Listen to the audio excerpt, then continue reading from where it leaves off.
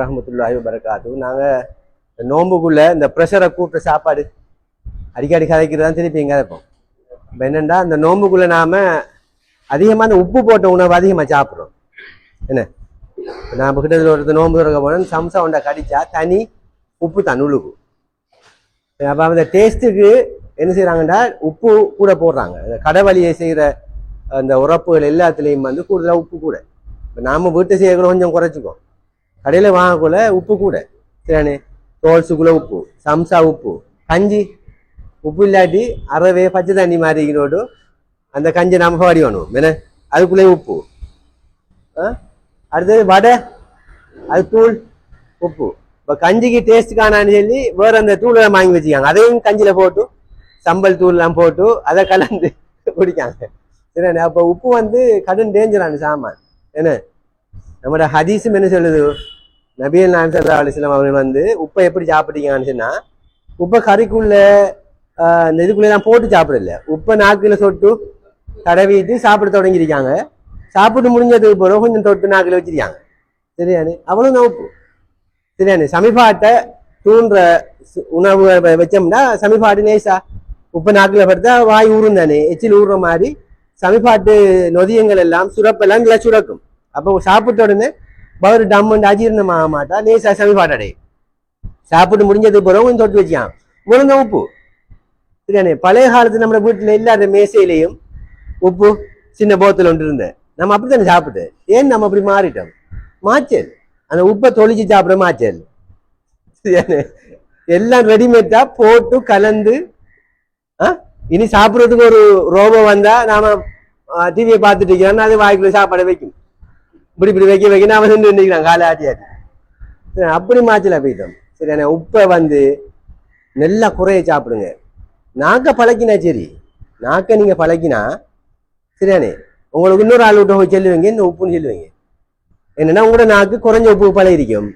இன்னொரு இடத்த கறியை சாப்பிட்டா என்ன சாப்பிட செல்வீங்க, இன்னும் உப்பு போடிக்காமங்க. அது என்ன நம்மளோட நாக்கு குறைய உப்பு பழகினது. நெல்ல உப்பு திண்டால் வந்து நம்மளை விட்டு சாப்பிட்டு பிடிச்சி செல்வார் எப்படி, அறவே உப்பும் இல்லை ருசியும் இல்லை அந்த ஒரு விட்டு தந்த கஞ்சி. அப்ப நம்மளோட நாக்குகளை வந்து சின்ன வயசுல இருந்து நம்ம நாக்குகளை வந்து குறைந்த உப்புக்கு பழக்கணும். இப்ப உலக சுகாதார நிறுவனம் சொல்லுது ஒரு ஆள் ஆகக்கூடியது 5 கிராம் ஒரு தேக்கரண்டி உப்புக்கு மேல சாப்பிடப்படாது. இப்ப 4 பேர் வீட்டுல இருந்தா 4 5 20 கிராம்.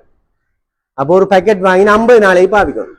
ஒரு பேக்கெட் உப்பு வாங்கினா 50 நாளைக்கு மேல பாவிக்கணும். 2 மாத்தைக்கு பாவிக்கணும் ஒரு பேக்கெட் உப்பு. இப்போ ஒரு பேக்கெட் உப்பு 2 மாத்தைக்கு பாவிப்படுது வீட்டுல பாருங்க, டேட் எழுதி போட்டு பாருங்க.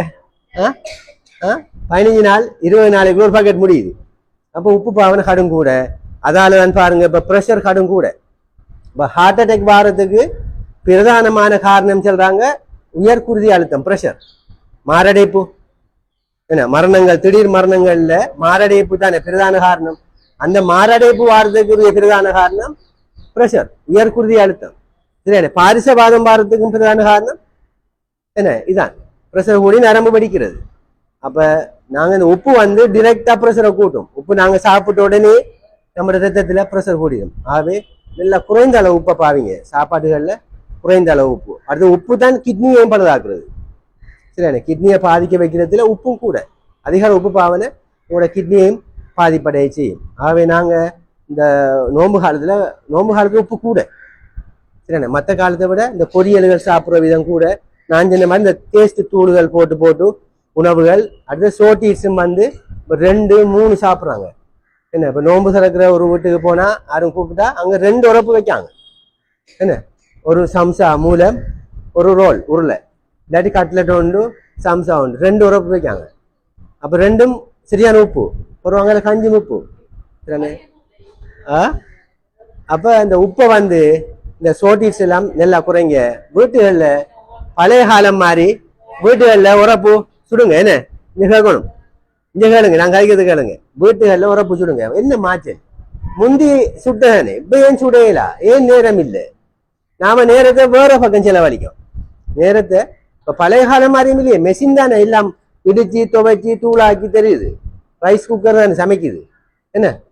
வெட்டி மீன் எல்லாம் வெட்டி தானே சாராங்க, அறுக்கிற வேலையும் குறைய தானே. அப்ப ஏன் அப்ப அந்த ஒரு கட்லெட்டை வீட்டை சுடையலாம் மீனை வாங்கி நம்ம ஊர் வந்து மீன் வளமுள்ள ஊர் எல்லா நாளும் வெட்டு மீன் இருக்கு மீனை வாங்கி கறியை சமைச்சு நீங்கள் வீட்டை சமைங்களேன் வீட்டை சுடுங்களேன் போகிறப்ப செய்யுங்களேன் முந்தி சுட்டதெல்லாம் இப்போ நேரம் இல்லைன்னு போட்டு கடையில் வாங்குகிறோம் ஆகவே நாங்கள் குறைஞ்ச உப்பை போட்டு வீட்டுகளில் அதே மாதிரி எண்ணெய் அடுத்த சாமான் நம்ம பாவிக்கிற எண்ணெய் நாம் வீட்டைன்னு சொல்லிச்சுன்னா எண்ணெயை ஊற்றுவோம் பழைய எண்ணெயை என்ன அடுத்தது இப்படி இந்த சம்சா ரோல்ஸ் இதுகள்லாம் வந்து பொரிக்கிறேன்னு சொல்லிச்சுன்னா தேங்காய் எண்ணெய் நெல்லம் சரியானே தேங்காய் எண்ணெய் நெல்லம் ஏண்டா அது வந்து கடுமையாக கொதிச்சு கொண்டே இருக்கிறதானே அப்போ வெப்பநிலை கூடின வெப்பநிலைக்கு நின்று பிடிக்கக்கூடிய எண்ணெய் தேங்காய் எண்ணெய் உறுதி கூட சரியானே அது வந்து பல டேமேஜ் ஆக மாட்டா மற்ற மரக்கறி எண்ணெயெல்லாம் வந்து ஓவரா ஹீட் பண்ணினீங்கன்னு சொல்லிச்சுன்னா இந்த டிரான்ஸ்பெக்ட்னு சொல்லி போட்டு ஒரு கொழுப்பா மாறுதான் இந்த கேன்சரை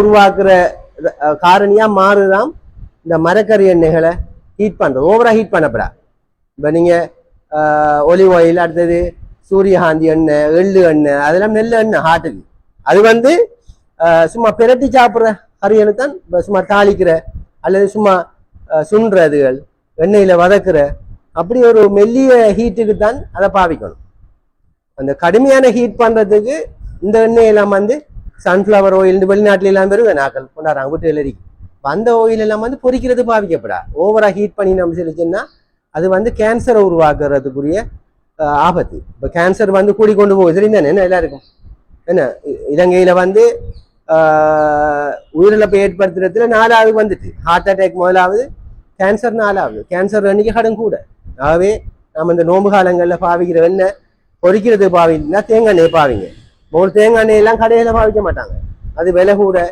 சொல்லி போட்டு என்னதை பாவிப்பாங்க மரக்கறி எண்ணெய்னு சொல்லி போட்டு அதுதான் ஊற்றுவாங்க அது தொடர்ந்து கொதிச்சு கொண்டே இருக்கீங்க அதுக்குள்ள போடுற எடுக்கிற திருப்பி அதுக்கு மேலே திருப்பி வத்தி இன்னும் கொஞ்சம் ஊத்துற அப்போ ஹீட் ஆகி கொண்டே இருக்கு அப்போ இதுகள் தான் இப்போ குடல் புற்று நோய்களுக்கெல்லாம் காரணம் பிரதான காரணம் இப்படியான எண்ணெய்களை நாங்கள் சாப்பிட்றது ஆகவே நாம் இந்த கிளினிக் வந்து உண்மையாக ஹார்ட் அட்டாக் கொலஸ்ட்ரால் ப்ரெஷருக்குரிய கிளினிக் நான் சென்னை சாமான் அவ்வளவும் இந்த இதை ஏற்படுத்துகிற சாமான் தான் ஏன்னா இந்த ஹார்ட் அட்டாக் கொலஸ்ட்ரால் பிரச்சனை இப்போ லேடிஸுக்கெல்லாம் கொலஸ்ட்ரால் கூட முந்தைய ஒரு காலத்தில் ஆம்பளைகளுக்கு தான் கொலஸ்ட்ரால் பெண்களுக்கு வந்து கொலஸ்ட்ரால் பிரச்சனை வர 50 வயசுக்கு பிறகுதான் மாதவிடாய் நின்றது கூட அவங்களுக்கு கொலஸ்ட்ரால் பிரச்சனை எல்லாம் வரும் இப்ப 30 வயசு 35 வயசு பெண்களுக்கு எல்லாம் கொலஸ்ட்ரால் கூட என்ன அப்ப எண்ணெய் பாவனையும் கூட அசைவும் குறைய அந்த எண்ணெயை உடைக்கிற அசைவும் இல்லை அதனாலதான் கொலஸ்ட்ராலும் கூட வருது அப்ப அதனால நீங்க நோம்பு காலம் விசேடமா நீங்க இந்த சோட்டிஸ்களை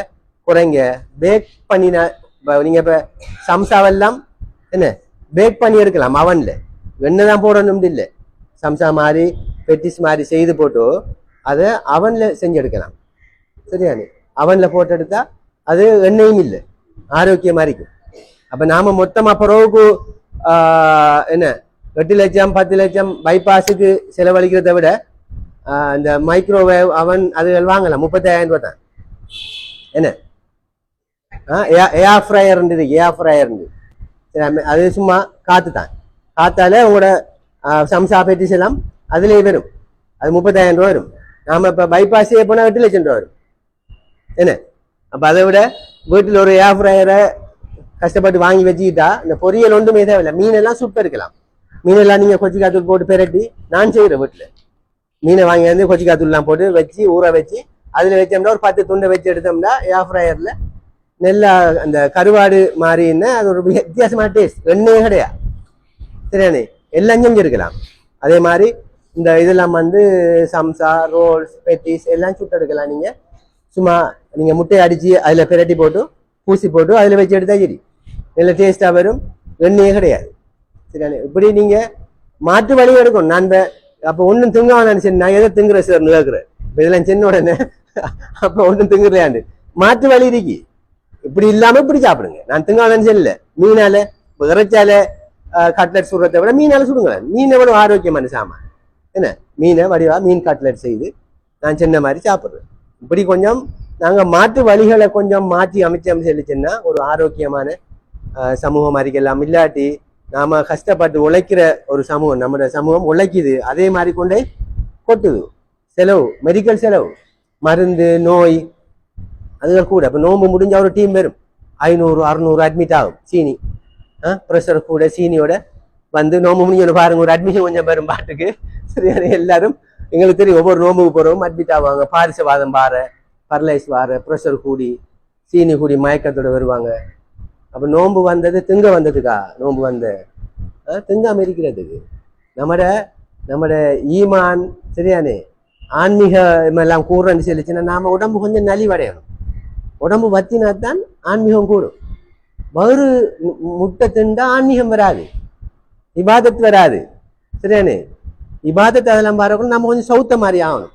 இந்த கொஞ்சம் கலையாகக்குள்ள, சோர்வாகக்குள்ள, கஷ்டமாகக்குள்ள என்ன செய்யும்?